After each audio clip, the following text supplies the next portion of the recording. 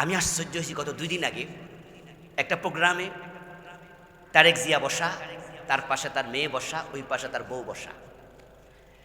কোরআন তেলাওয়াত করছিল আমাদের হাফেজ সালেহ আহমদ তাকরিম, বিশ্ববিখ্যাত হাফেজ, ছোট মানুষ। যখন কোরআন তেলাওয়াত শুরু করছে তখন দেখলাম যে আমাদের তারেক জিয়ার ওয়াইফ ডাক্তার জোবায়দা, উনি তারেক জিয়াকে কানে কানে কিছু একটা যেন বলছে। আর তারেক জিয়া একটু হেলাইয়া তার মেয়েটার গায়ে হাত দিছে, জাইমার গায়ে হাত দিয়া কানে কানে কি কইছে। এর মাঝে দেখি জাইমা রহমান তার ওড়নাটা মাথায় দিছে। অর্থাৎ কোরআন তেলাওয়াত কালে মেয়ের মাথায় ওড়না ছিল না, কিন্তু তার মা জোবায়দা সবসময় ওড়না। উনি মেয়েকে খেল করছেন, তাই স্বামীকে বলছে জোবায়দা যে জাইমাকে মাথা ওড়না দিতে বলেন, কোরআন তেলাওয়াত চলছে। আলহামদুলিল্লাহ, এখন বাংলাদেশ মোটামুটি ইসলাম আর বিসমিল্লাহওয়ালাদের হাতে। বিসমিল্লাহওয়ালা মানে বিএনপি, আর ইসলামওয়ালা মানে আমরা হুজুররা, ঠিক কি না? কারণ বিসমিল্লাহটা সংবিধানে কে ঢুকাইছে? শহীদ প্রেসিডেন্ট জিয়াউর রহমান রাহিমাহুল্লাহ। আল্লাহ তার কবরকে জান্নাতের বাগান বানাও, বলেন আমিন। উনার জন্য আমরা মন ভরে দোয়া করি। উনি ইসলাম প্রেমিক মানুষ ছিলেন। খালেদা জিয়াকে আপনারা দেখেন, আমরা দোয়া করছি তার জন্য। কত আলেমরা দোয়া করেছে, তা জানা যায় কত আলেম হাজির হয়েছে। কারণ এই মহিলা পর্দায় একটু সমস্যা ছিল, কিন্তু উনি ইসলামের বিপক্ষে কোনো কথা কখনো বলতেন না। বরং উনি যে 15 বছর 3 সেশন প্রধানমন্ত্রী ছিলেন, উনার ডানে বামে ইসলামওয়ালারা ছিল না। ইনি আলেম ওলামাদেরকে নিয়ে একসাথে সরকার বানাইছে, সরকার চালাইছে। ইসলামের প্রতি দরদ ছিল খালেদা জিয়ার, এই জন্য আলেমদের দোয়া পাইছে। এবং গত 2 দিন আগে একটা দৃশ্য দেখে আমার ভালো লাগছে। শোনেন, এই পক্ষে কইতাছি, আমি তো বিএনপির বাইরে একটু মজা লাগতেছে না? একটু উল্টা কইলে তো আবার মিছিল দেওয়া শুরু করে দেন। কারণ যেটা সত্য এটা বলতে হবে, ঠিক কি না? যখন দেখবেন যে হক কথা উল্টা, ওইটাও মেনে নিয়েন। কারণ হক তিতা হইলেও মানা দরকার, ঠিক কি না? তিতা হইল হক, হক তো হকই। আমি আশ্চর্য হয়েছি গত 2 দিন আগে একটা প্রোগ্রামে তারেক জিয়া বসা, তার পাশে তার মেয়ে বসা, ওই পাশে তার বউ বসা। কোরআন তেলাওয়াত করছিল আমাদের হাফেজ সালেহ আহমদ তাকরিম, বিশ্ববিখ্যাত হাফেজ, ছোট মানুষ। যখন কোরআন তেলাওয়াত শুরু করছে তখন দেখলাম যে আমাদের তারেক জিয়ার ওয়াইফ ডাক্তার জোবায়দা, উনি তারেক জিয়াকে কানে কানে কিছু একটা যেন বলছে। আর তারেক জিয়া একটু হেলাইয়া তার মেয়েটার গায়ে হাত দিছে, জাইমার গায়ে হাত দিয়া কানে কানে কি কইছে। এর মাঝে দেখি জাইমা রহমান তার ওড়নাটা মাথায় দিছে। অর্থাৎ কোরআন তেলাওয়াত কালে মেয়ের মাথায় ওড়না ছিল না, কিন্তু তার মা জোবায়দা সবসময় ওড়না। উনি মেয়েকে খেল করছেন, তাই স্বামীকে বলছে জোবায়দা যে জাইমাকে মাথা ওড়না দিতে বলেন, কোরআন তেলাওয়াত চলছে। শোনেন, আজান দিলে মাথায় ওড়না পড়ে, এটা আমাদের দেশের মেয়েদের একটা অভ্যাস, ঠিক না? যদি ইসলাম বলে সব সময় পড়ো, সব সময় পর্দা করো, কিন্তু কোরআন তেলাওয়াত কালে, আজান কালে বেপর্দা মহিলাদের মনে মনে হয় যে আরে আমার আল্লাহর কোরআন পড়তেছে, কমপক্ষে একটুকু শ্রদ্ধা দেখাই, সম্মান দেখাই। যখন আজান হয় দেখবেন কিছু ওড়না সারা মহিলা হেরো মাথার উপরে কি দেয়, মনে মনে কয় যে আমার আল্লাহর নাম কইতাছে, কমপক্ষে একটু শ্রদ্ধা দেখাই। শোনেন, আমাদের এই জিয়া পরিবারে ইসলামের কিছুটা ছোঁয়া, কিন্তু আর একটা পরিবার ছিল না, বিয়া করছে কি খ্রিস্টান মহিলা। ওগুলো ইসলামের কিছু ছিল না তাদের মাঝে। এজন্যই তো তারা ইসলামকে দেশ থেকে শেষ করার জন্য এই 15 বছর আলেমদের বুকের মাঝে গুলি চালাইছে, হেফাজতে মেসাকার করেছে, আলেমদের ফাঁসির মঞ্চে নিয়েছে, জেলে দিছে। সুযোগ পাইছে, ইসলাম ঠেঙ্গাইছে। এখন প্রেসিডেন্ট জিয়াউর রহমান রহমতুল্লাহ আলাই, রহমতুল্লাহ মানে কি দোয়া, আল্লাহ তার উপর কি করুক, রহম করুক। উনি যখন প্রেসিডেন্ট হলেন তখন তিনি সংবিধানে বিসমিল্লাহ ঢুকালেন। অথচ সংবিধানটা লেখা হয়েছে কখন? 72-তে। দেশ স্বাধীন হলো 71-এ। 72-এ যখন সংবিধান লেখা হয় তখন সংবিধান কমিটিতে লোক ছিল 34 জন। তার মাঝে তাদের প্রধান ছিল ডক্টর কামাল। ডক্টর কামাল হোসেনের নেতৃত্বে 34 জনের কমিটি যখন সংবিধান প্রণয়ন করে তখন 34 জনের ভিতরে বিসমিল্লাহর পক্ষে একটাও ছিল না। এই জন্য তারা সংবিধানের শুরুতে বিসমিল্লাহ পর্যন্ত লেখে নাই। প্রেসিডেন্ট জিয়াউর রহমান উনি প্রেসিডেন্ট হওয়ার পর সংবিধানের শুরুতে বিসমিল্লাহ ঢুকালেন। আল্লাহর উপর আস্থা এবং বিশ্বাস এটাও তিনি ঢুকালেন। এই জন্য আমরা তাকে ধন্যবাদ দেই। কিন্তু সংবিধানে কোরআনের আইন তিনি ঢুকাইছেন। চোর ধরে হাত কাটা ঢুকাইছেন, ডাকাত ধরে শুলে দাও ঢুকাইছেন, জেনা করলে পাথর মারো ঢুকাইছেন, মদ খাইলে 80 বেত লাগাও ঢুকাইছেন। কি ঢুকাইছে? শুধু বিসমিল্লাহ। এবার আপনাদের কাছে আমার জিজ্ঞাসা, যারা বুঝেন নামাজে যখন খারাবেন, নামাজে দাঁড়ায়া বিসমিল্লাহ পড়ে রুকুত যাওয়া যাবে, সূরা কেরাত নাই তো বিসমিল্লাহ পড়ে ডাইরেক্ট ফুট গেলে ওই বনি। সংবিধানে শুধু বিসমিল্লাহ ঢুকাইলে হবে না, আল্লাহর কোরআনের আইনও ঢুকাতে হবে। তো জিয়াউর রহমান বিসমিল্লাহ ঢুকাইছে, তো আমরা আবার যারা আছি বাকি কোরআনের আইন ঢুকানোর জন্য একমত হয়ে যাই। এখন রামেরাও নাই, বামেরাও নাই, আমরা চাইলে আগামীর সংসদ কোরআনের সংসদ হয়ে যাবে।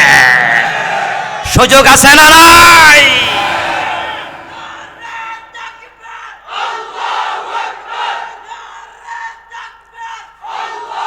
আমার প্রিয় ভাইয়েরা,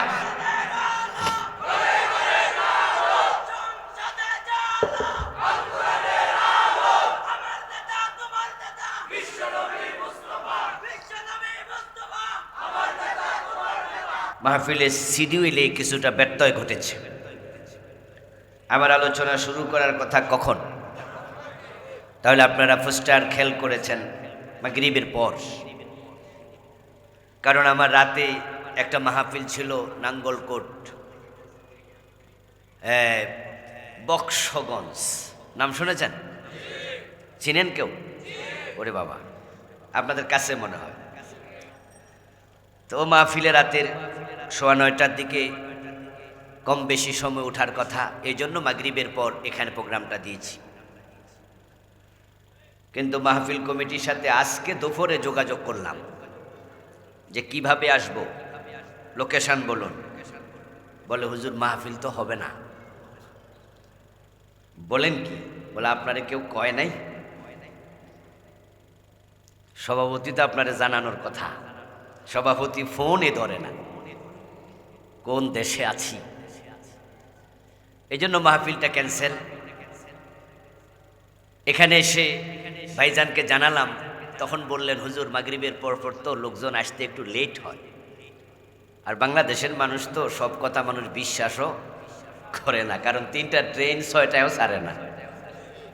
ঠিক নি? বাংলাদেশের এমন আছে না ট্রেনের অবস্থা, এই লাখ সামজায় খারাই থাকে নাঙ্গলকোট, ট্রেন তো আসে না।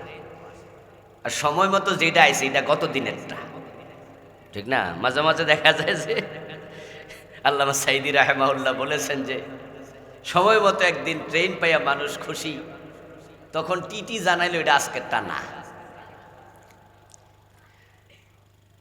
তাই বললেন যে একটু পরে ওঠা যায় কিনা, কারণ আমাদের ভাইয়েরা ধীরে সুস্থে আসতে আসতে তো এশারের টাইম হয়ে যাবে কারো কারো।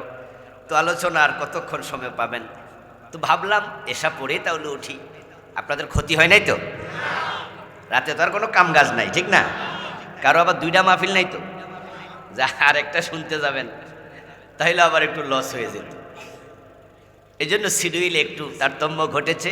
এরপরেও যদি কারো কষ্ট হয় তাহলে আমরা দুঃখিত। তবে আমার কোনো সমস্যা না, আমি এসেছি মাগরিবের আগেই, মাগরিবে এখানে পড়েছি।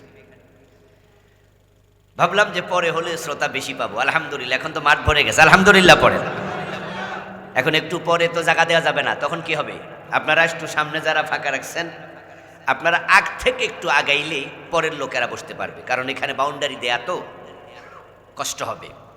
আল্লাহ তাআলা লাখ কোটি শুকরিয়া, যে মহান মনিব অত্যন্ত মেহেরবানি করে আমাদেরকে মাগরিব থেকে বা তারও আগ থেকে কোরআনের এই মাহফিলে সংযুক্ত হওয়ার তৌফিক দিলেন, যিনি আমাদেরকে মেহেরবানি করে সুস্থ রাখলেন।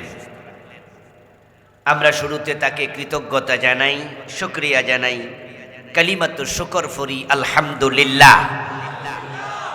আমার সাথে পড়ুন, রব্বানা লাকাল হামদ হামদান কাসীরা তাইয়্যিবা মুবারাকান ফি সুবহানাল্লাহি ওয়া বিহামদিহি আদাদা খালকি ওয়া রিদা নফসি ওয়া জিনাতা আরশি ওয়া মিদাদা কালিমাতিহি। সম্মানিত ভাইয়েরা, আমি আপনাদের সম্মুখে পবিত্র কোরআন মাজিদ থেকে সূরাতুন নাহলের 36 নম্বর আয়াতে কারিমার আংশিক তেলাওয়াত করেছি। নবীজি সাল্লাল্লাহু আলাইহি সাল্লামের অত্যন্ত ছোট একটি হাদিস পড়েছি। এখান থেকে কিছু কথা বলবো ইনশাআল্লাহ। আমার পঠিত সূরার নাম সূরাতুন নাহল। কি নাম?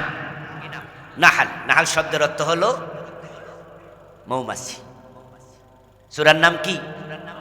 নুন হা লাম, সূরাতুন নাহল। অর্থ হলো মৌমাছি।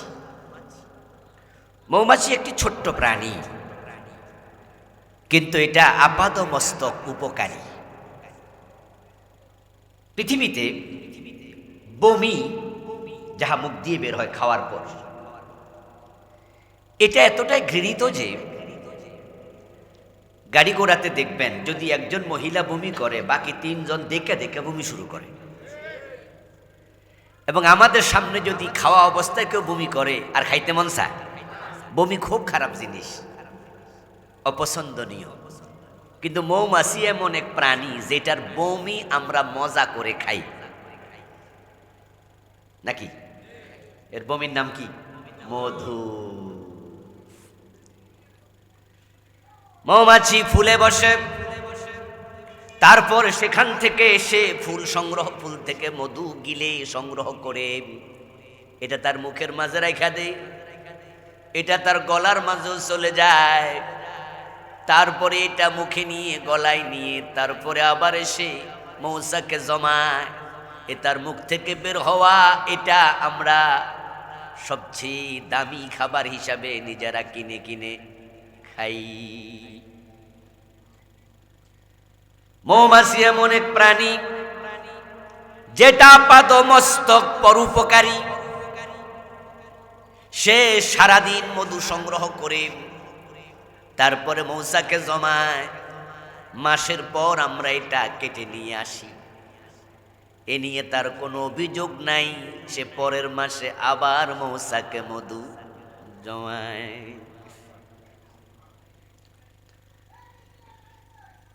আল্লাহ তাআলা ওই মৌমাছির নামে সূরা নাজিল করে আমাদেরকে বুঝালেন, নিশ্চয় মৌমাছির মাঝেও তোমাদের জন্য শিক্ষণীয় আছে।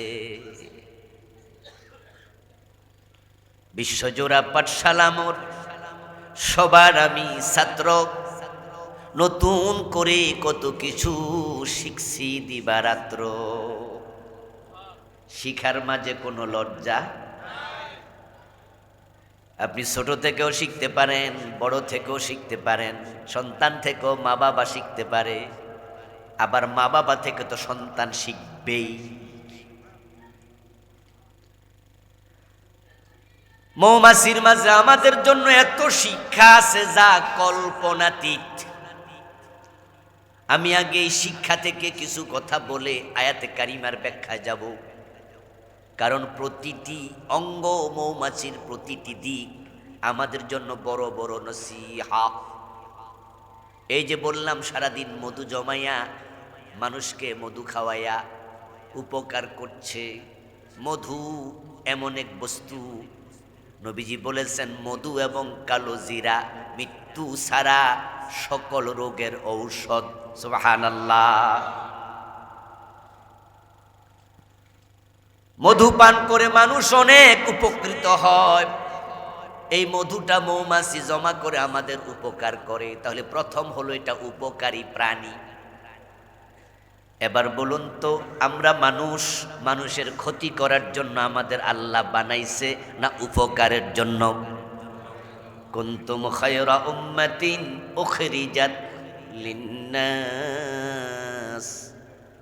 আল্লাহ বলেন, মানুষ তোমরা সৃষ্টির মাঝে সেরা, অন্যের উপকার করার জন্য তোমারে বানানো হয়েছে। তাহলে মৌমাছির মাঝে যে পরোপকারের অভ্যাস আছে, এটা মানুষের মাঝে থাকা উচিত। যে ব্যক্তি মানুষের উপকার করে না, বুঝে নিতে হবে তার সৃষ্টির উদ্দেশ্য সে নিজে নস্যাৎ করেছে।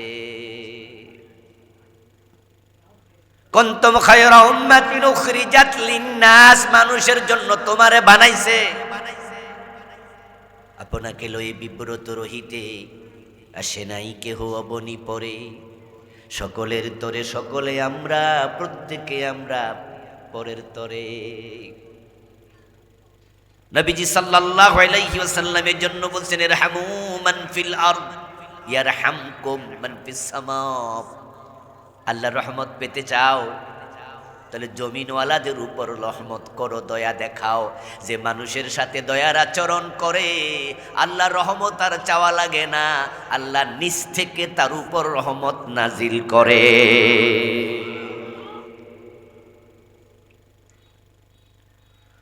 বরং মানুষের উপকার যদি আপনি না করেন তাহলে হাসরের ময়দানে আল্লাহ আপনাকে ধরবে, পাকড়াও করবে। কেন করলো না? তোমারে বানাইছি এ কারণে।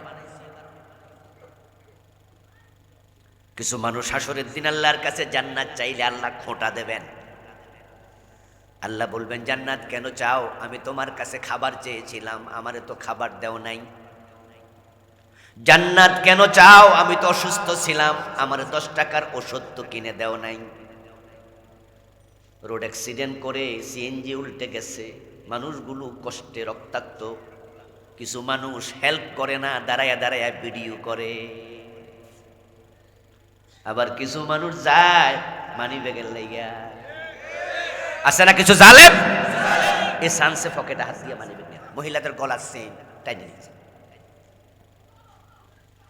আবার আল্লাহর কিছু বান্দা আছে নিজের জীবন দিয়া সহযোগিতা করে, ঠিক না? এরাই হলো মানুষ। আর ওগুলো মানুষ না, যেগুলো দাঁড়ায় দাঁড়ায় ভিডিও করে হেল্প করে না, ওরা মানুষ না।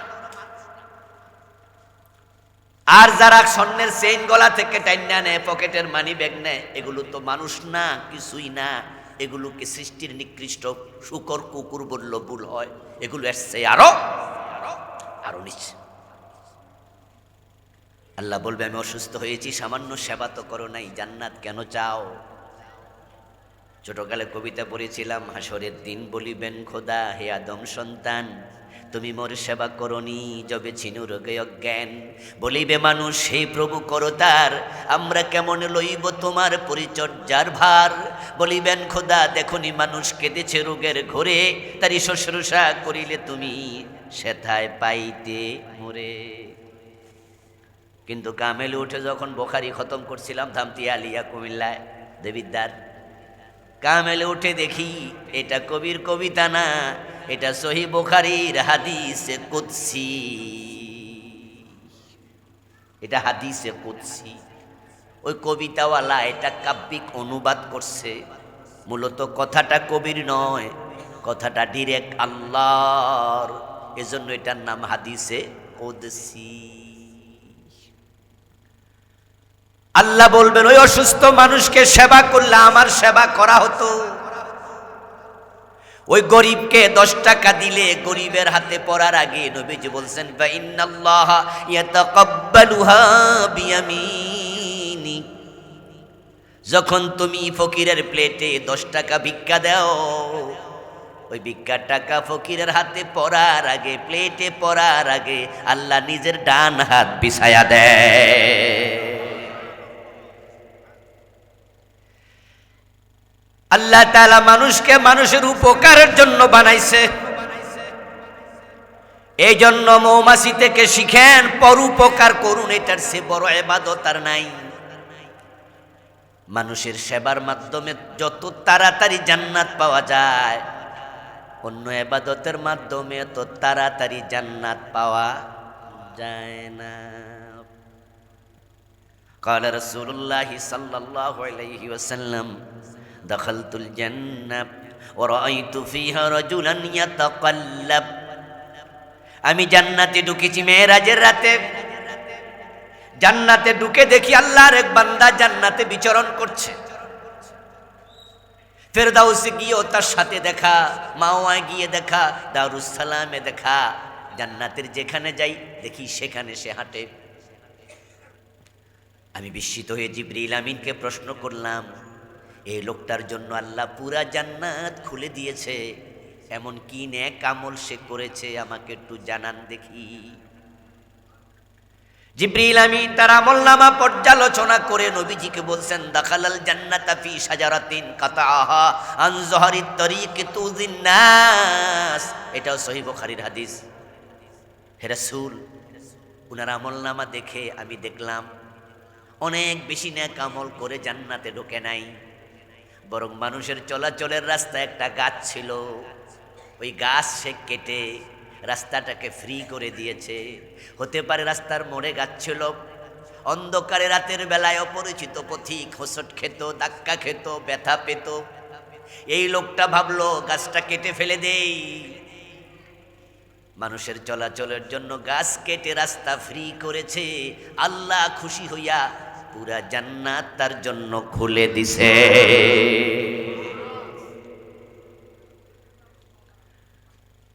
এজন্য জান্নাতে যেতে চান মানব সেবা করুন, মানব সেবা।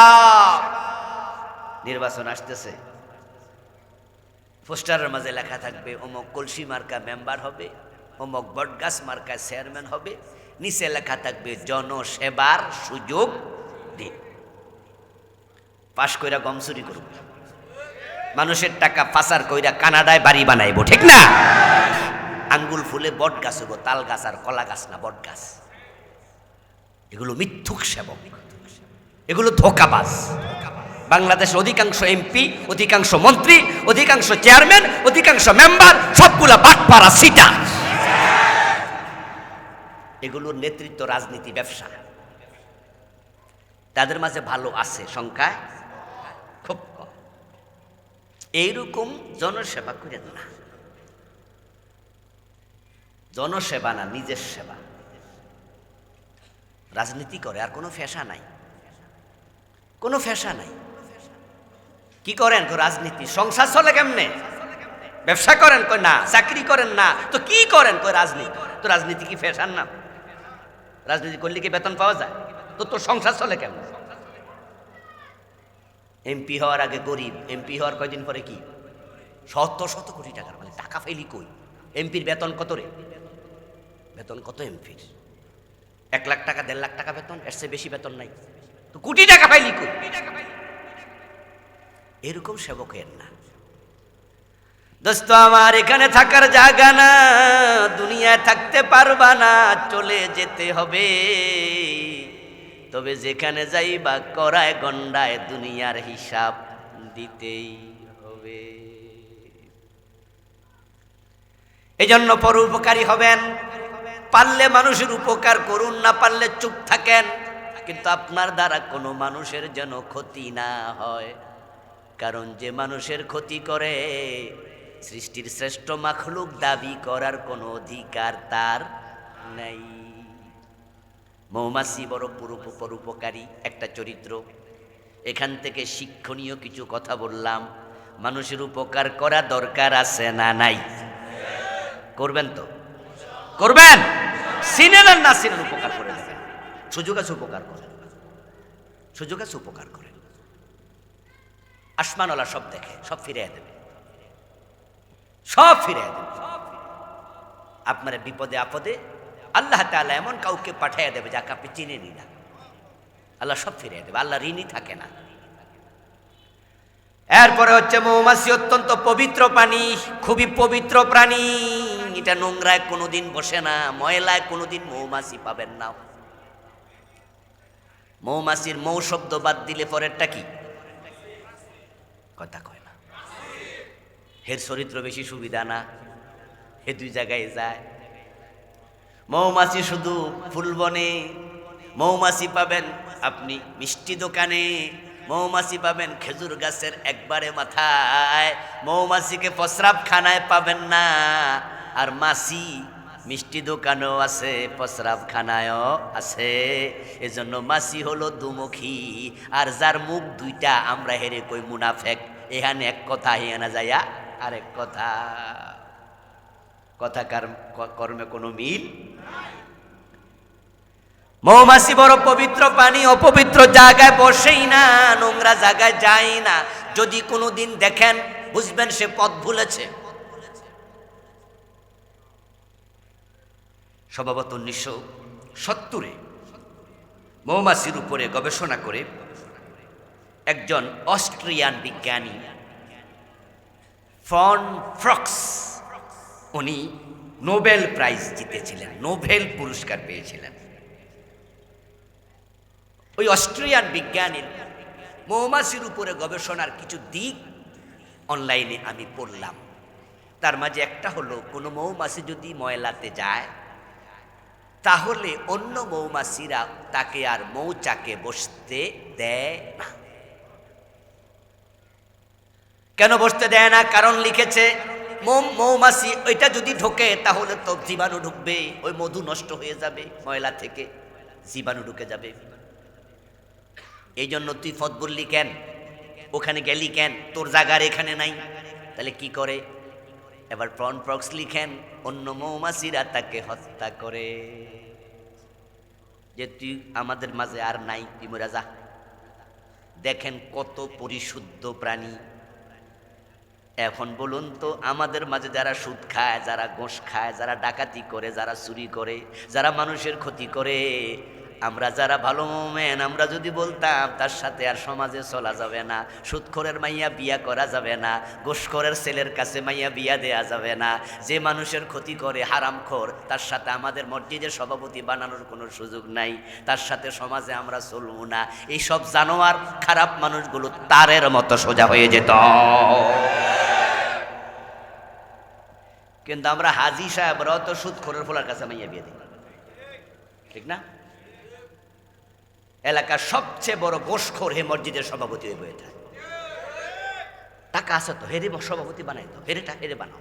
কারণ হে সভাপতি হলে দোতলা করবো, একাই একটা সাদের যত রড সে একা দিয়ে দিব। অথচ আল্লাহ তাআলার বক্তব্য কি? কুনু মাস সাদিকিন, তোমরা ভালোদের সঙ্গী হও, খারাপদের নয়। মৌমাছি খারাপকে নেয় না, সে একমুখী পবিত্র, দু জায়গায় যায় না, শুধু ফুলে ফুলে থাকে। এখন আমরা যারা মোমেন, আমরাও ভালো জায়গায় থাকবো, মন্দ জায়গায় নয়। যে মোমেন মাহফিলে আসে সে আর গানে যাবে না, যে পায়ে হেঁটে মসজিদে যায় ওই পায়ে হেঁটে সিনেমার হলে যাওয়া যায় না, ঠিক না? যে পকেট থেকে মাহফিলের চাঁদা দিলাম ওই পকেট থেকে আর গানের অনুষ্ঠানের চাঁদা দেব না। একমুখী হব, দুইমুখী নয়। মাহফিলের সভাপতি হয়ে গেলাম, মাহফিলের প্রধান অতিথি হয়ে আসলাম, আমি আর গানের মজলিসে কখনো সভাপতি প্রধান অতিথি হব না। দুমুখী হওয়া যাবে না। আর যদি দুমুখী আপনি হয়ে যান তাহলে রেজাল্ট কি? মাছি হলো নিন্দিত, মৌমাছি নন্দিত। এজন্য দেখবেন মৌমাছি মানুষ চাষ করে আর মাছিরে যেখানে পায় সেখানে জুতা দিয়া ফিডে, বিছনা ঝাড়ু দিয়াও ফিডে, কিছু না থাকলে খালি হাতে থাপড়া, ঠিক নেই? মাছি আছে যেখানে মাইর আছে, কিন্তু মৌমাছি মানুষ মারে না, চাষ করে। কোন মৌমাছি যদি ভুলে আপনার ঘরে ঢুকে যায় জানালা দিয়ে, আর আপনার ঘরের বাচ্চা যদি বিছনা ঝাড়ুটা হাতে লইয়া মৌমাছিটাকে মারতে যায়, দেখবেন তার মা কয় মারিস না, দরজাটা খুলে দে, জাগা, এটা ভালো ভালো, এটা মারতে নাই। আর মাছি ফাইলে কয় শুধু ফিডা, কারণ সমস্যা আছে, এই মাত্র টয়লেট থেকে আইছে, হতে পারে প্রস্রাবখানা থেকে আইছে, এখন তো আমরা খাইতেছি, তাহলে ভাতের মাঝে গ্যাস লাগাই দিব। আপনারা যারা দ্বিমুখী আছেন, সুদও খান, নামাজও পড়ে, এমন লোক আসেনি? 5 ওয়াক্ত নামাজ পড়ে সুদে টাকা লাগায়, 5 ওয়াক্ত নামাজ পড়ে গোশ না দিলে পাইল ছাড়ে না, গোশ খাইয়া চাকরি করে, এমন চাকরিজীবী নামাজ পড়ে আছে নাই? আরে এ দেশের অফিসার যা আছে না, শতকরা 95টা গোশ করে। এই জন্য এই জাতীয় গোশখোর অফিসার না হইয়া রিক্সা চালানো ভালো, আরে ভিক্ষা করে খাওয়া ভালো। গোশখোর, হারামখোর, হে টাই পইরা সুট পইরা সমাজে মানুষের দেখা হে নাকি ভদ্র মানুষ। এই যে আপনাদের বিদ্যুৎ অফিস, ফানি অফিস, সাব রেজিস্ট্রি অফিস, এ থানা, এটিওন অফিস, এসিলেন অফিস, যত অফিস আছে না, অফিসে গেলে দেখবেন যে চেয়ারে বসে আছে, এখানে 5%ও মানুষ নাই, সবগুলো হায় না, সবগুলো মানুষ, 5%ও ভালো মানুষ নাই, সব ঘোষ, অল্প কিছু আছে ভালো। এই যে তুই এম এ পাস হইয়া, বি পাস হইয়া, এ মানুষকে ঠেকাইয়া গোশ খাওয়া, এটা ডাকাতের চেয়ে আরো খারাপ, ডাকাতের চেয়ে আরো খারাপ। কারণ ডাকাত যখন ডাকাতি করে, অধিকাংশ ডাকাত মুখোশ করে ডাকাতি করে, জানেননি? জানেননি? ডাকাতের সামনে পড়ছেননি কোনোদিন? সবাই পড়েন না, আমিও পড়ছি। এত বড় ছুরি নিয়ে আইছে আমার গাড়ির সামনে, দাউদকান্দি পাশে নইয়ার একটা জায়গা আছে, গৌরীপুর দিয়া যায়, মক্তব হইয়া মাহফিল করে যাচ্ছি, আর সামনে পড়ছে এত বড় বড় রামদা লইয়া, গামছা দিয়া মুখ বাঁধছে, শুধু চোখ দুইটা দেখা যায়। ডাকাত ডাকাতি করার সময় মুখে মুখোশ পরে, গামছা দিয়া মুখ বাঁধে, মানুষ যেন তারা চিনতে না পারে।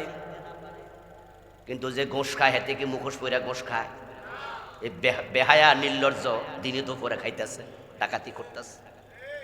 এর চেয়ে ডাকাত আরো অনেক ভালো, আরো ভালো।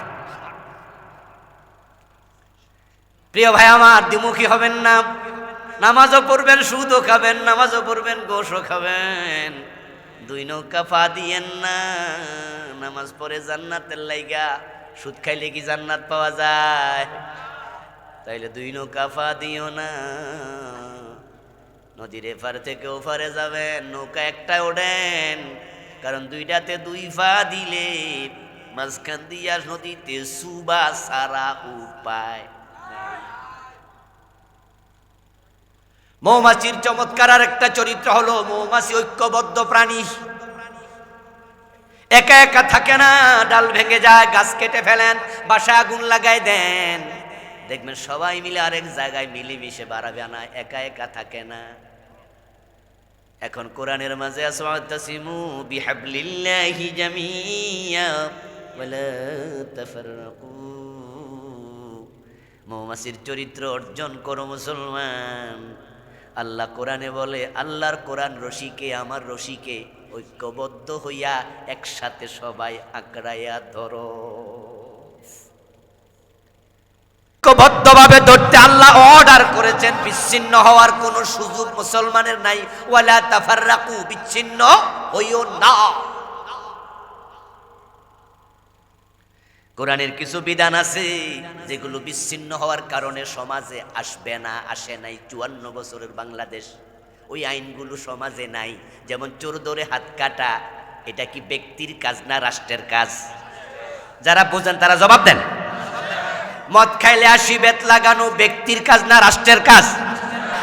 জেনা করলে 100 বেত লাগাও, বিবাহিত হলে পাথর মারো, এই আইনগুলো ব্যক্তি না রাষ্ট্র কায়েম করবে? এগুলো একা একা কেউ করতে পারবে না।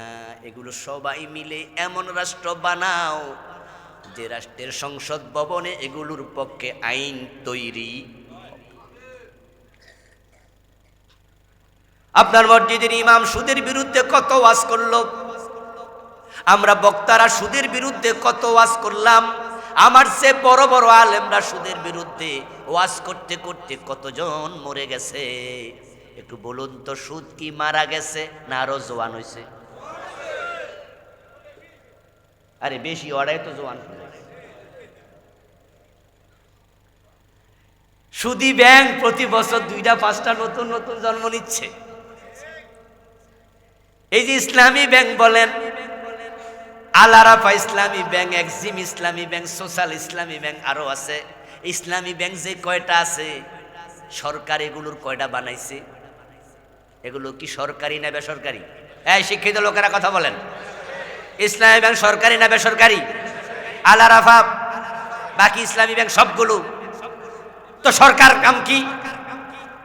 সরকারের কাম কি সোনালী ব্যাংক বানাবে? শুধু জনতা ব্যাংক বানাবে? সুদ খাওয়া তো মহাপাপ, কবিরা গুনাহ। সুদ খেলে 73 গুনাহ, সবচেয়ে ছোটটা হলো মায়ের সাথে জেনা করা। 54 বছরে যারা সরকার, ইসলামী ব্যাংক তারা একটাও বানাইল না। তাহলে বোঝা যায় যে সুদ থেকে ওয়াজ করলে বাঁচা যাবে না। রাষ্ট্র চাইলে সুদী ব্যাংকের জায়গায় ইসলামী ব্যাংক বানানোর ক্ষমতা রাষ্ট্রের আছে না নাই? তাই ইসলামের অনেকগুলো বিধান আছে যেগুলো ঐক্যবদ্ধভাবে করা লাগে, ব্যক্তি পারবে না। এখন 54 বছর ধরে তো আমরা এমন সরকার বানাইছি যারা সুদের পক্ষে, যারা ঘোষের পক্ষে, যারা মদের পক্ষে, যারা এই দেশে পতিতালয় দিয়া জেনা ব্যভিচারের পক্ষে অবস্থান নিয়েছে।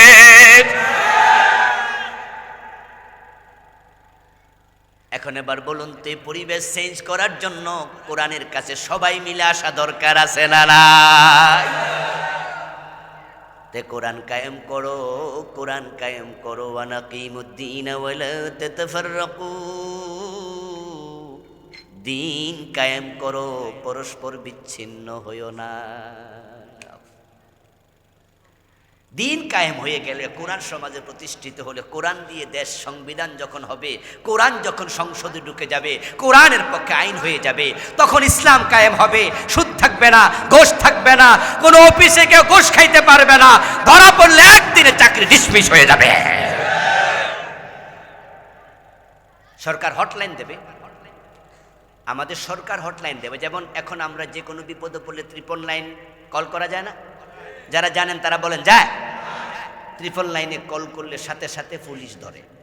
আপনি এখন করেন, করলে দেখবেন যে আপনার এটা পুলিশ ধরছে, ধরে বলবে আমরা 999 থেকে পুলিশ বলছি, কি দরকার আপনার, কোন হেল্প লাগবে, সাথে সাথে আপনি হেল্প পাবেন।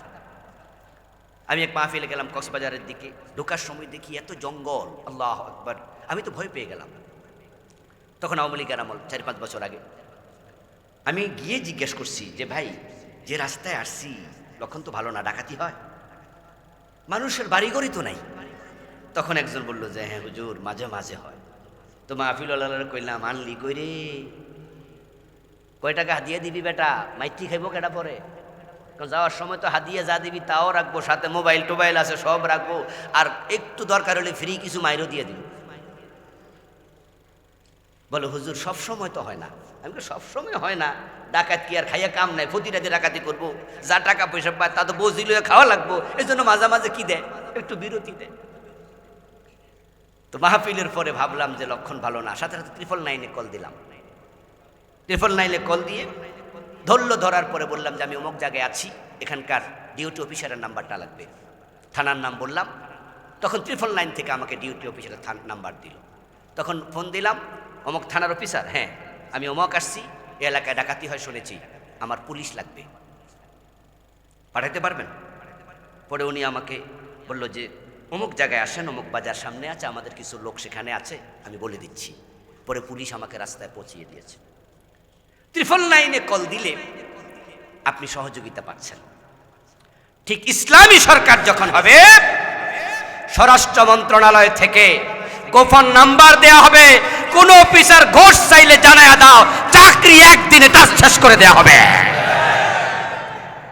2-10টা চাকরি খাইয়া দাও, আর পত্রিকা টেলিভিশনে জানায়া দাও, ডরে আর কোন অফিসার ঘোষ চাইবে না, ঘোষ বন্ধ করতে 15 দিনও লাগবে না। কিন্তু এখন সমস্যা কি জানেন? এখন সমস্যা হলো, আপনি যদি ফোন কইরা জানান, তাহলে যারে জানাইছেন হে নিজেও ঘোষ খায়। তো অফিসে যে অফিসার ঘোষ চাইছে হেরে আপনি ধমক দেবেন, এই মিয়া আপনি ঘোষ চান কেন, আপনার উপরের অফিসারকে জানাবো। মুস্কি হাসি দিয়া বলবে আমি একা খাই না, 10% উনারেও দেই। কি পরিস্থিতি না এমন না? কারে জানাবেন, জানানোর জায়গা নাই। মৌমাছির চমৎকার চরিত্র, ঐক্যবদ্ধ হব, একত্রে থাকব। এবার বলুন তো, একটা ভালো দেশ চাইলে ইসলামের পক্ষে ঐক্যবদ্ধ হওয়া দরকার আছে না নাই? সামনে একটা সুযোগ আসতেছে, সুযোগটা এবার কাজে লাগা। এটা পরিবর্তনের আবহ আমরা দেখছি। এর আগে আমরা পারি নাই বাম এবং রামদের কারণে। এই বামপন্থীগুলো বাংলাদেশের গুরুত্বপূর্ণ জায়গা দখল করে রেখেছে। হাসানুল হক ইনু, রাশেদ খান মেনন, মুজাহিদুল ইসলাম সেলিম, এই বামপন্থীদের কারণে, লেফটিস্টদের কারণে, এই লেফটিস্টদের জ্বালায় ঢাকা বিশ্ববিদ্যালয়, জাহাঙ্গীরনগর বিশ্ববিদ্যালয়, এখানে ইসলামের নাম পর্যন্ত নেয়া যেত না। এই রমাদানের আগের রমাদানে ঢাকা বিশ্ববিদ্যালয়ের পোলাপান ইফতার মাহফিল করবে বিশ্ববিদ্যালয়, ইফতার মাহফিলের অনুমতিও। কি এক আশ্চর্য বাংলাদেশ ছিল, একটু ভাবেন। জাহাঙ্গীরনগর বিশ্ববিদ্যালয়ে ইসলামের ইতিহাস নাই, ইসলামিক স্টাডিজ নাই, ইসলামের নামে কোনো সাবজেক্ট নাই, এত জঘন্য জায়গা, সব বামদের আতুর ঘর, সেটাকে বলে বামদের জন্মস্থান, আতুর ঘর, এই জাহাঙ্গীরনগরকে বলা হয়। কিন্তু আলহামদুলিল্লাহ জুলাই বিপ্লবের পর রাশেদ খান মেনন এটাও আছে জেলে, হাসানুল হক ইনু এটা আছে জেলে, অন্য অন্য বামপন্থী সব চলে গেছে ইন্দুরের গর্তে লুকাইয়া, আর তাদের সহযোগী যারা আছে রামপন্থী ইন্ডিয়ানপন্থী তারাও দিল্লিতে পালাইছে। মৌমাছির মাঝে একতা আছে, এখন আমাদের মাঝে একতা দরকার আছে কিনা? পৃথিবীতে মুসলমানের সংখ্যা প্রায় 200 কোটি, দেশ আছে 228টা, তার মাঝে মুসলিমের রাষ্ট্র হলো 65টা। কয়টা? 65টা মুসলমানদের রাষ্ট্র, 57টা ওআইসির সদস্য, 200 কোটি সংখ্যা। সাথে আছে পরমাণু শক্তিধর পাকিস্তান, আছে পৃথিবীর সবচেয়ে সুশৃঙ্খল সেনাবাহিনী যে কয় দেশে, তার মাঝে একটা তুরস্ক, এটা মুসলিম রাষ্ট্র। টাকা টাকা টাকা স্বর্ণের উপরে ভাসতেছে, স্বর্ণের খনি আর তেলের খনি সৌদি আরব, কাতার, দুবাই, ঠিক না? ব্রুনাই, পুরাটা স্বর্ণের খনি, পুরাটা দেশ স্বর্ণ আর তেলের উপরে, মুসলিম রাষ্ট্র। আমাদের টাকা আছে, আমাদের কাছে পরমাণু অস্ত্র আছে, সুসজ্জিত সেনাবাহিনীর রাষ্ট্র তুরস্ক আছে, 200 কোটি মুসলমান আছে, 65টা মুসলমানের দেশ আছে। তারপর আমরা কেন মাইর খাই? Iraq, Afghanistan, Bosnia, Chechnya, Somalia, Kashmir, Algeria, ফিলিস্তিন এবং আমাদের পাশের রাষ্ট্র মায়ানমার, সব জায়গায় মুসলমান মাইর খায়, কারণ শুধু একটা, মুসলমানের মাঝে একতা নাই। আচ্ছা, আপনাদের এলাকায় কি মৌমাছির বাসা আছে? আচ্ছা, মৌমাছির বাসায় ডিল মাইরা ফলাইতে পারবেন? মৌমাছি প্রতিবাদী খুব, আপনি পাশ দিয়া যাবেন, ভদ্রভাবে যান, কিছু কইব না, আর গুতা দিয়া দেখেন, খবর আছে। আচ্ছা বলুন তো, গুতা যদি একটারে দেন, একটা কামড়ায় না 10-12টা একসাথে সব ভিতর।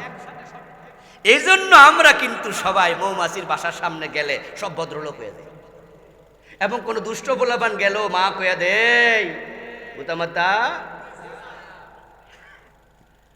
আমরা 200 কোটি মুসলমান আছি, 65টা রাষ্ট্র আছে, একটা মুসলিম রাষ্ট্রের উপর আক্রমণ করলে বাকিরা যদি একসাথে ধরতো, কাফেররা তারের মতো সোজা হয়ে যেত। তাদের থেকে শিখো, মৌমাছি থেকে শিখো। আমার বন্ধু, মৌমাছি বড় পরিশ্রমী প্রাণী, সারাদিন শুধু উঠতে থাকে, একবার উঠতে উঠতে 5 মাইল 7 মাইল পর্যন্ত একসাথে উঠতে থাকে, কয়েকশো ফুলে একদিনে ঢু মারে, তারপর মধু জমায়, আসতেছে যাইতেছে, সারাক্ষণ পরিশ্রম করে। লাকাদ খালাকনাল ইনসানা ফি কাবাদ, কোরআনে আল্লাহ বলেন আমি মানুষকে পরিশ্রমের জন্য বানাইছি। মানুষ অলস থাকবে না, অলস মস্তিষ্ক কার কারখানা? মাশাআল্লাহ, বলেন না কার? অলস মস্তিষ্ক শয়তানের কারখানা। এই জন্য বাংলা একটি চমৎকার প্রবাদ আছে, পরিশ্রমে ধন আনে, পুণ্যে আনে সুখ। এরপর এটা কি? আলস্য দারিদ্র আনে, পাপে আনে। এখন বাংলাদেশের লোকেরা মৌমাছি থেকে খুব শিখা দরকার পরিশ্রম, কারণ বাংলাদেশের লোকদের মতো অলস লোক পৃথিবীর খুব কম দেশে আছে। এই জন্য তো আমরা অসুস্থ হয়ে যাই অল্পতে, কাজকর্ম নাই তো, বয়ে বয়ে থাকে। আরে আপনার রাস্তা দাঁড়াইয়া রিক্সা না চালাইয়া গোল হইয়া রাজনীতি করে, ঘরে ভাতের চাল নাই তো নাকি রাজনীতি নাই, ঘরে চালও নাই ঠিক করে, এই যে নির্বাচন আসতেছে, মারামারি শুরু হয়ে যাবো না? এই কয়দিন পরে দেখবেন যে লাগছে কি লাগে। আজকে আমাদের চৌদ্দগ্রামে সুরপুর ইউনিয়ন বাড়িতে রাতে ছিলাম, গত রাতে দেখছি চলছে মারামারি কিলাকিলি। আজকে নিউজ আসছে কয়েকজন পিডা খাইলে চল। কারা খায় মাইর? এই রাজনীতি বেশি কারা করে? আজকে কি অফিস খোলা না? কথা বলেন না। আজকে কি ওপেন না? অফিস খোলা না? তাহলে জিডি আজকে দুপুর বেলায় মাইর খাইছে, মাইর দিছে, অফিসে গেছে? এই অফিসে তো নাই, অফিসে যাইব কাম কাজ নাই তো। এই রিক্সা যাইবানি, তাকে কই না এমন না পরে, মানে এটা রাজনীতি করতেছে, কথা শেষ হয় না এমন। এই জন্য গরিব মানুষ বেশি এই দেশে, অথচ পৃথিবীর সবচেয়ে বেশি মানুষ চায়না। চায়নাতে পৃথিবীর সবচেয়ে বেশি মানুষ, 150 কোটির বেশি এক দেশে মানুষ। তারা গরিব না ধনী? জাপান পৃথিবীর সেরা ধনী দেশ। দ্বিতীয় বিশ্বযুদ্ধের সময় হিরোশিমা নাগাসাকিতে বোমা মাইরা আমেরিকা পুরা জাপানকে লুজ বানায় ফেলছে, আতুর বানায় ফেলছে। কিন্তু তারা এত পরিশ্রমী, পৃথিবীর এখন সেরা উন্নত দেশ। কাজ আর কাজ, কাজ আর কাজ।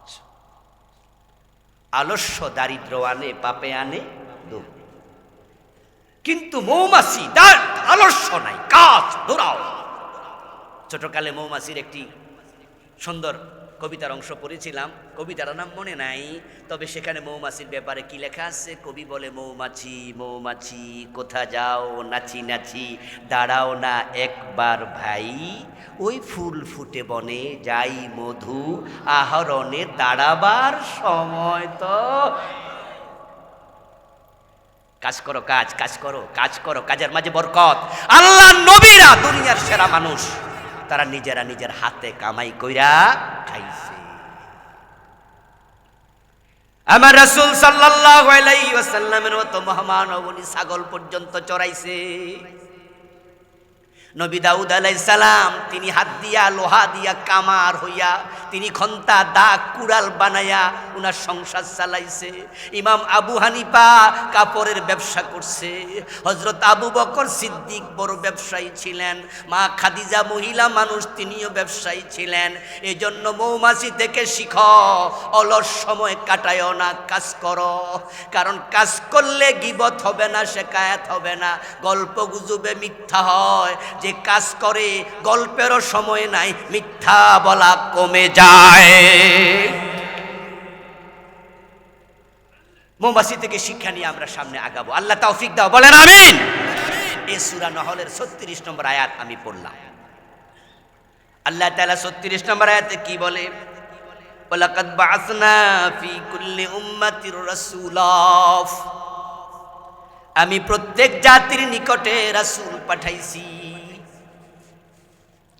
ওয়া ইম মিন উম্মাতিন ইল্লা খালা ফিহা নাযীর, পৃথিবীতে একটা জাতীয় বাদ নাই যাদেরকে জাহান্নামের ভয় দেখানোর জন্য আমি নবী পাঠাই নাই। আরে কায়াত আল্লাহ বলেন, লিকুল্লি কওমিন হাদ, আমি প্রত্যেক জাতির জন্য জান্নাতের পথ দেখাইতে হেদায়াতকারী নবী পাঠাইছি।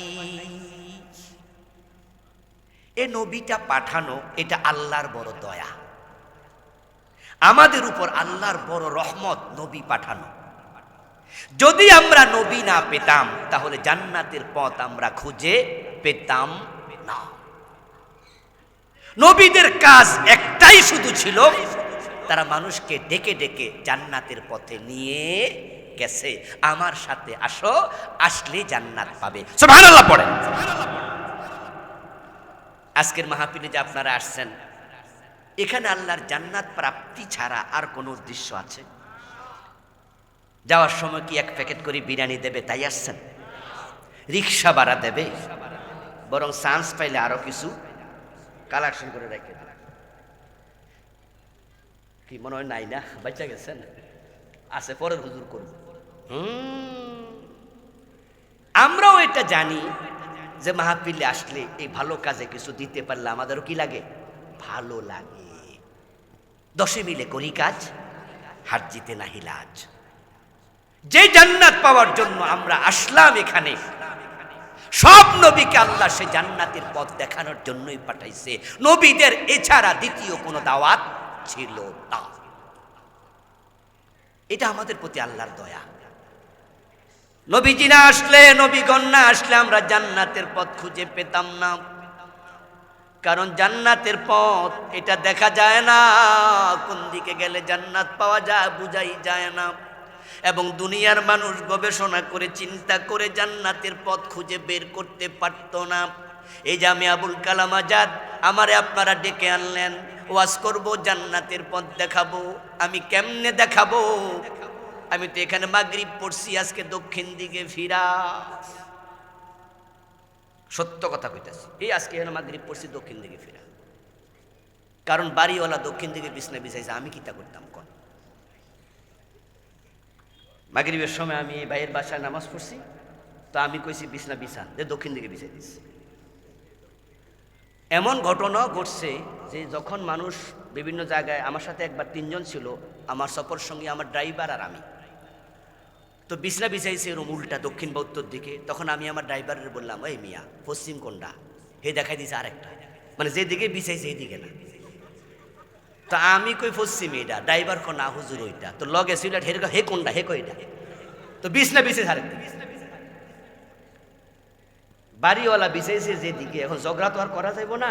আমিও বুঝি যে আসলে বেডাই ঠিক, আমার কাছে পশ্চিম কি মনে হয়েছে, আজগা দক্ষিণ মনে হয়েছে। আচ্ছা, এমন ফেস আপনাদের লাগে না? সবাইরই লাগে। ওই হাটহাজারী মাদ্রাসার মোহতামিম সাহেব লাগে। কাবা শরীফের ইমাম যদি এক জায়গা থেকে আরেক জায়গায় দূরে যায়, পশ্চিম পূর্ব নিয়ে বেডারও ফেস লাগে। আচ্ছা, যে আবুল কালাম আজাদ বাসার দক্ষিণ পশ্চিম চিনে না, হে আপনারা জান্নাতের পথ চিনেইব, আপনি ভাবলেন কেমনে? আমি তো পশ্চিমে চিনি না। আজকে আসার সময় পেরিয়া, এটা কোন গ্রাম? এটা সিলোইন। আমি বাঙ্গরডা থেকে জিজ্ঞাসা করতে করতে আসছি, কয়েক জায়গায় জিজ্ঞাসি, কারণ ছিলই না। আমি জীবনে কোনোদিন হয়তো কি আসছি নাকি মনে হয় না, আসি নাই, আমার মনে পড়ে না, কোনোদিন আসিনি। না আসার কারণে 4-5 জায়গায় জিগাইয়া পথ চিনছি। তো আমি তো ছিলই চিনি না, আমি জান্নাতের পথ চিনি না। এই জন্য জান্নাতের পথ পাওয়ার জন্য কোনো ফিরের কাছে যাইয়া লাভ নাই। বেড়াও পশ্চিম চিনে না, দূরে গেলে। কথা বলেন নাই? সিনার ফির বলেন, আর সোনাকান্দার ফির বলেন, আর সরমনের ফির বলেন, আর ধামতির ফির সাহেব বলেন, আমার লোকে দূরে গেলে বেড়াও আমি যেমন উনিও। এই জন্য নবীদের কাল্লা পাঠাইছে, জান্নাতের পথ তোমরা চিনাইয়া দাও। আর নবীজি সাল্লাল্লাহু আলাইহি সাল্লাম কত সুন্দর করে বললেন, মান আহাব্বা সুন্নতি ফাকাদ আহাব্বানি ওয়া মান আহাব্বানি কানা মাই ফিল জান্নাহ। যে আমার সুন্নাহ, আমার জীবন দর্শন, আমার কর্মনীতি ফলো করবে, সে আমি নবী মুহাম্মদকে ভালোবাসছে এটার প্রমাণ দেবে। যে আমার ভালোবাসার প্রমাণ দেবে আমার সুন্নাহ মানার মাধ্যমে, কানা মাই ফিল জান্নাহ, সে জান্নাতে আমার সাথে ঢুকবে। আচ্ছা, এবার যে নবীগণ আমাদের জান্নাত দেখাইলেন, জান্নাতের পথ চিনাইলেন, মন মতো না ওহী মতো? নবীরা কি আন্দাজে দেখাইছে না ওহী দিয়া? নবীদেরকে জান্নাতের পথ শিখাইছে কে? ও আল্লামাকা মা লাম তাকুন তাআলাম। ও নবী, আল্লাহ আপনাকে শিখাইছে যা আপনি জানতেন না। وما كنت تدري ما الكتاب ولا الإيمان।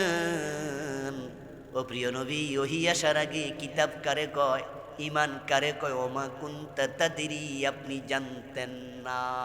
এই কথাটা কোরআনের আয়াত বলেছেন কে? ওয়াজাদাকা দাল্লান ফাহাদা। আপনি পথ সম্পর্কে অনবহিত ছিলেন, আপনাকে পথ দেখাইছে কে? এই জন্য ওহী আসার পর থেকে নবী বানাইয়া কোনো কথা বলতেন না। যেটা জানতেন আল্লাহ জানাইছে বলতেন, আর যাহা জানা নাই প্রশ্ন করলে ওহীর জন্য অপেক্ষায় থাকতেন। মা ইয়ানতিকু আনিল হাওয়া ইন হুয়া ইল্লা ওয়াহয়ুন ইউহা। আল্লাহ তাআলা কোরআন মাজিদে বলছেন, আমার রাসূল নিজ থেকে বানাইয়া কোনো কথা বলে না, যা বলে সব আমার পাঠানো ওহী। এজন্য তো ওহী লইয়া জিবরিল আমিন 24,000 বার আসা লাগে। কত হাজার বার? অথচ কোরআনের আয়াত কয়টা? মাত্র ৬,২৩৬টা। কোরআনের আয়াত হলো মাত্র ৬,২৩৬, যদিও আপনারা ৬,৬৬৬ এটাই বেশি জানছেন আর কি। এবং আজকে ৬,২৩৬ শুনে কেউ কেউ মনে হয় আশ্চর্য হয়েছে না, জমা কিটারে কয়, আজীবন জানলাম কি, আর আজকে উনি কয় কি। ৬,২৩৬টা কোরআনের আয়াত, এই কথাটা আজকে মাত্র জানছেন কে কে? একটু হাত তোলা দেন তো, দেখি দেখি দেখি। ৬,২৩৬ কোরআনের আয়াত আজকে জানছেন কে কে? হাত তোলা দেন আমার লগে, লজ্জার কিছু নেই, বা হাত নামান। আগে জানতেন তারা হাত তোলেন, মাশাআল্লাহ আলহামদুলিল্লাহ, হাত নামান। তাহলে আমার ফক অনেক লোক পাইছি। আসলে ৬,৬৩৬ এটা কে একজন কইছে আর কি, কওয়ার পর থেকে এটা কি হয়ে গেছে, বিখ্যাত হয়ে গেছে। ওই যে ৩০ লাখের মতো আর কি। স্বাধীনতার পরে একজনে কইছিল না যে আমাদের দেশে স্বাধীনতা যুদ্ধে কয়জন মারা গেছে? ৩০,০০০ করতে চাইছিল, কি কইলেছিল ৩ মিলিয়ন। ৩০,০০০ জায়গায় কইলে আছে ঠেলা ছড়ে ৩০ লাখ। তো কইছি যা ৩০ লাখ মানে ৩০ লাখ। এজন্যই তো এখনো আমাদের শহীদের সংখ্যা কত এটা কেউ ভালো কইরা জানে না। বরং ফিনাকি ভট্টাচার্য কইছে ১,০০৩ হইতে পারে, লাগাইছে আরেক। এবং ওর লেখা কিন্তু স্বাধীনতার উপরে এত মোটা বই আছে, এত মোটা বই, ৫০০ পৃষ্ঠার মতো। ও গবেষক, ও ফাও কয় নাই। যাই হোক, এখন ৩০ লাখ কইছে, তাই আমরা কত কই? ৩০ লাখ।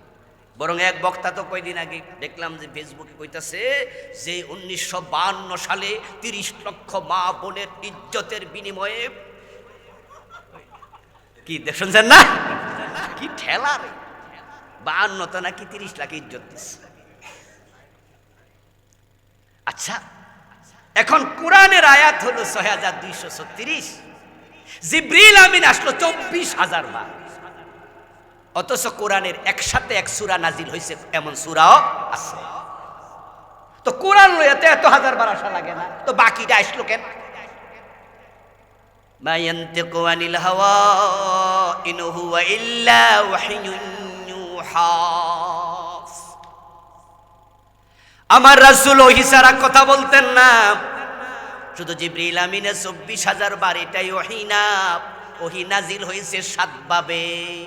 জিবরিল আমিন এসেছেন এটা একটা, আরো ৬ প্রকার ওহীও আছে। কিছু ওহী আছে আল্লাহ ফেরেশতার মাধ্যমে নাজিল করে নাই, ডাইরেক্ট নাজিল করছে। ইলহাম, হৃদয় পটে উদ্রেক হওয়া। নবীজি যখন ঘুমাতেন, ঘুমের মাঝে আল্লাহ ওহী নাজিল করতেন, এটার নাম হলো স্বপ্ন। নবীদের স্বপ্ন কি? ওহী। মোট ৭ ভাবে ওহী আসছে। আল্লাহ তাআলা ওহী দিয়া নবীদেরকে কন্ট্রোল করছে। ওহীর মাধ্যমে তথ্য পাইয়া জান্নাতের পথ দেখাইছে। এবার আপনাদের কাছে একটু জিজ্ঞাসা করব, যারা বোঝেন জবাব দেন। জান্নাত পাইতে হলে ওই ওহীর কাছে আমাদের যাওয়া দরকার আছে না নাই? তাই কোন হুজুর কি কইলো, কোন ফির কি কইলো, আবুল কালাম আজাদ কি কইলো, এটার নাম ইসলাম না। কোরআন হাদিসের নাম হলো ইসলাম।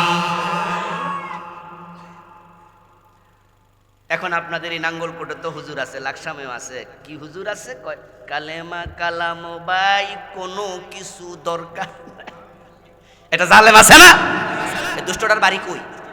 নাঙ্গলকোট। যাক, এটা কোন থানা? বাইচ্চা গেছেন, বাইচ্চা গেছেন, পরে রূপ দিয়া গেছে।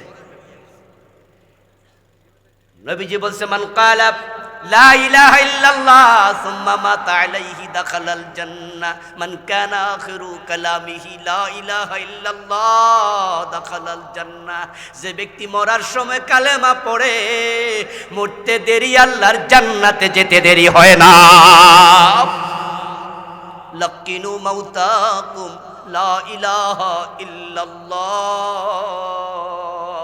নবীজি বলছে, মৃত ব্যক্তির পাশে দাঁড়ায়া কালেমার তালকিন দাও। তালকিন মানে হচ্ছে মৃত ব্যক্তির পাশে আপনি দাঁড়ায়া দাঁড়ায়া জোরে জোরে কালেমা পড়ার নাম তালকিন। কেউ মরতে বসছে, ভাবছেন যে বাঁচবে না, লক্ষণ বেশি ভালো না, তখন আপনারা যারা জীবিত মানুষ, সুস্থ মানুষ, আপনাদের কাজ হলো অমৃত ব্যক্তির পাশে দাঁড়ায়া পড়বেন জোরে জোরে আওয়াজ করে, তার কানে যেন আওয়াজ যায়, লা ইলাহা ইল্লাল্লাহ, লা ইলাহা ইল্লাল্লাহ। সে যেন শুনে বলার চেষ্টা করে। তাকে বলবেন না যে কালেমা পড়ো, এটা বলবেন না, এটা বলবেন না। এটা খুব রিস্কি কথা, খুব ঝুঁকিপূর্ণ। কারণ মৃত্যুর সময় শয়তান অ্যাটাক করে, শয়তান ঈমান হরণ করতে চাইবে। শয়তানকে আমরা চোখে দেখি। আরে কথা বলে না কেন ভাইরা? আমাদের সাথে শয়তান আছে না নাই? প্রত্যেকের সাথে একটা শয়তান আছে, আমাদের সাথে, সবার সাথে আছে, কিন্তু কোনোদিন দেখেছি আমরা? এটা হাদিস, হাদিস আছে। ঠিক মরার সময় শয়তানটা এসে অ্যাটাক করে, আক্রমণ করে। তো আপনি যদি তখন বলে কালেমা পড়ো, আর শয়তান বলে এই কালেমা পড়লে বেটা কাইটালামু, কোফাই দেমু, থাপড়ামু, আর উনি যদি শয়তানকে ভয় পাইয়া বলে দেয় মাথা নাইরা যে না পড়মু না, তার ঈমান ইন্না লিল্লাহ। এই জন্য তাকে ঝুঁকিতে ফেলবেন না, তাকে তালকিন দেবেন। নবীজি শিখাচ্ছে কালেমা পড়ে তালকিন দাও। নবীজি সাল্লাল্লাহু আলাইহি সাল্লাম শিখাচ্ছে, বলছে যে কালেমা পড়ে মরলে জান্নাত। আর আপনার নাঙ্গলকোটের ফির সাহেব কয় কালেমা কালামো বাই কোনো কিছু, আমার গৌসে পাকের গুণকীর্তি গাইও দরবারি বাই, হারামি কারে কয়। এবার বলুন তে ভণ্ড ফিরের কিছু মুরিদ আছে না নাই? যে তার মুরিদ হলে জান্নাতের পথ পাবে না জাহান্নামের? এই জন্য আমার কথার কোনো মূল্য নাই যদি আমার কথা কোরআনের সাথে না যায়, হাদিসের সাথে না মিলে। যদি আমাদের কথা কোরআন হাদিসের সাথে মিলে যায় তাহলে আমার কথা মানবেন, কারণ কথা আমার নয়, কথা আল্লাহ এবং তার রাসূলের। আর যদি আমার কথা কোরআন হাদিসের সাথে না যায়, না মিলে, আমি যত বড় হুজুর হই আমার কথার মূল্য ইসলামের কাছে এক পয়সাও নাই। তাহলে আমি যা বুঝাইতে চাইলাম, জান্নাত পেতে হলে কোরআন হাদিসের কাছে যেতে হবে। এবার আওয়াজ দিয়ে বলুন তো আমাদের বাংলাদেশে কোরআন হাদিস আছে না নাই? আছে, আছে। এই যে কোরআন আমার সামনে, আলহামদুলিল্লাহ। আচ্ছা, জান্নাত পাওয়ার জন্য সবাই কোরআনের কাছে গেছেন তো? সবাই কোরআন বিশুদ্ধ পারেন তো? সবাই কোরআনের অর্থ পড়েছেন তো? সবাই কি 30 পারা পড়া শেষ হয়েছে? সবাই কি কোরআন মানতেছেন? একটা প্রশ্ন করুন, নিজেকে করুন। সবাই কি সিয়াসিত্তার কিতাবের হাদিসগুলো পড়া হয়েছে? পড়া কি শুরু করেছেন? বাংলায় কি অনুবাদ হয়নি হাদিসের? আচ্ছা, আপনি কি কিতাবুস সালাতের অংশটুকু পড়েছেন হাদিস? যে 5টা করে হাদিস নিয়মিত পড়লে মাসে তো 150টা হয়ে যেত। আমি আরবি পারেন না, আপনি বাংলায় পড়েন, বাংলা তো অনুবাদ আছে। আরে কোরআন শরীফের অনুবাদ তো বাংলায় আছে, খণ্ড খণ্ড 30 পারা তো হয়েছে। একটা পারা আপনি কেন আলাদা নিয়ে অফিসে যান না? আর অফিসে যাওয়ার সময় আধা ঘন্টা বাসে বসে থাকা লাগে, ওই বাসে বসে মোবাইল টিবেন কেন? ওই বাসে বসে মোবাইলটা না টিবে কোরআনের 5টা আয়াত পড়েন না। 5টা আয়াত পড়লে তো মাসে 150টা হয়ে যেত, 1 বছর 1800 আয়াত হয়ে যেত। 5টা হাদিস পড়লে 1 বছর 1800 হাদিস হয়ে যেত। 5-7 বছর পড়লে তো আপনি আমার মতো জানলেওয়ালা আলেম হয়ে যেতেন। কিন্তু কয়জন পড়তেছে? যে নবীজির সাথে জান্নাতে যেতে চান, নবীজির জীবনের উপরে কি একটা বই পড়ে শেষ করেছেন? আত্মসমালোচনা করুন তো। উত্তর যদি নেগেটিভ হয় তাহলে ইসলাম পাবেন কেমনে, জান্নাত চিনবেন কেমনে? শুনে শুনে জান্নাত পাওয়া কঠিন। এজন্য কোরআন মাজিদের প্রথম আয়াত নাজিল হয়েছে ইকরা বিসমি রাব্বিকাল্লাযী খালাক। পড়ো পড়ো পড়ো। এতে বোঝা যায় শোনার চেয়ে পড়ার গুরুত্ব বেশি। নবীজি সাল্লাল্লাহু আলাইহি ওয়াসাল্লাম প্রায় ১৬ লক্ষ সাহাবীর সামনে ভাষণ দিলেন। ১,১৪,০০০ কম বেশি সাহাবী বিদায় হজের দিন। নবীজি সবার সামনে বললেন তারাকতু ফীকুম আমরাইন লান তাদিল্লু মা তামাসসাকতুম বিহিমা কিতাবাল্লাহি ওয়া সুন্নতি। আমি নবী চলে যাব, হতে পারে এই মাঠে এই দিনে তোমাদের সাথে জমিনে আর সাক্ষাৎ হবে না। আমি চলে যাব, তবে তোমাদের কাছে 2টি জিনিস রেখে যাব। আকড়াইয়া ধরিও পথ হারা হবে না। কিতাবাল্লাহ 1 নম্বর কোরআন, সুন্নতি 2 আমার হাদিস। নবীজি জীবনের একটা বই এখনো পড়লেন না। এত না পড়লে জান্নাতটা পাবেন কেমনে? পড়া শুরু করে দেন না, রোজা আসতেছে, যারা কোরআন শরীফ পড়তে পারেন না সিদ্ধান্ত নিয়ে আজকে বাড়ি যান যে এই রমাদানে আমি নিশ্চয় কোরআন পড়া শিখবো। একজন হুজুর ধরেন, একজন আলেম ঠিক করেন না, 1000 টাকা হুজুরকে দেন না, 2000 দেন না, টাকা লয়ে তো কবরে যাওয়া যাবে না, কত খরচ তো করেন, ওষুধে তো মাসে কত টাকা খরচ, আল্লাহর কোরআনের জন্য 10,000 খরচ করেন, 5,000 খরচ করেন। হুজুরকে ধরেন না, হুজুর আমার একটু পড়ান না কোরআন শরীফটা, শুরু করে দেন, শুরু করে দেন। ومن أعرض عن ذكري فإن له معيشة ضنكا ونحشره يوم القيامة أعمى। আল্লাহ বলেন যে আমার কোরআন থেকে মুখ ফিরায় হাসরের দিন তাকে অন্ধ বানাইয়া তুলবো। তো কোরআন যে পড়েন নাই সে তো মুখ ফিরায় বসে আছেন, আল্লাহর কাছে ক্ষমা চান, বলতে থাকেন আল্লাহ আমি আজ থেকে শুরু করতে চাই। মনে মনে কি ভাবছেন? বয়স তো নাই, চোখে দেখি না, কানেও কম শুনি, দাঁতও নাই, হা বলতে পারি না, ঠোঁট দিয়া বেরিয়ে যায় অক্ষরের বাতাস, গাইন উচ্চারণ করতে পারি না।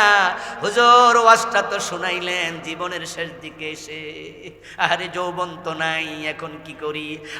আমার রাসূল আপনার জন্য অ্যাডভান্টেজ দিয়েছেন, সুসংবাদ দিয়েছেন যে কোরআন পড়তে গিয়া কষ্ট হয়, তারপরও পড়া শিখা শুরু করে আল্লাহ তার আমলনামায় নরমাল পাঠকের তুলনায় দ্বিগুণ সওয়াব লিখতে থাকে।